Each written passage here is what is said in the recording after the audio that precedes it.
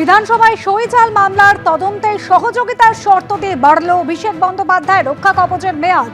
CID নোটিশকে challenge জানিয়ে হাইকোর্টে অভিষেক বন্দ্যোপাধ্যায় 1 মাসের জন্য অন্তর্বর্তী রক্ষা কবচের মেয়াদ বৃদ্ধি বিচারপতি কৌশিক চন্দের।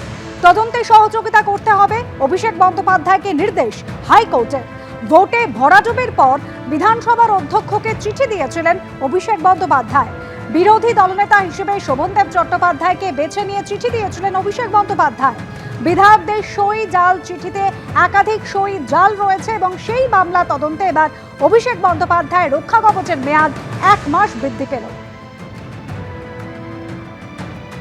বিধানসভায় সই জাল মামলার তদন্ত এবং সেই মামলা তদন্তে সহযোগিতা করতে হবে অভিষেক বন্দ্যোপাধ্যায়কে। এই শর্ত দিয়েই কিন্তু অভিষেক বন্দ্যোপাধ্যায় রক্ষা কবচের মেয়াদ বৃদ্ধি হয়েছে। সিআইডি নোটিশকে চ্যালেঞ্জ জানিয়েছিলেন অভিষেক বন্দ্যোপাধ্যায়, হাইকোর্টে দ্বারস্থ হয়েছিলেন এবং তারপর আদালত জানিয়ে দিয়েছে 1 মাসের জন্য অন্তর্বর্তী রক্ষা কবচের মেয়াদ বৃদ্ধি করা হয়েছে। তবে একই সঙ্গে জানানো হয়েছে তদন্তে সহযোগিতা করতে হবে অভিষেক বন্দ্যোপাধ্যায়কে, এমনই নির্দেশ কলকাতা হাইকোর্টের।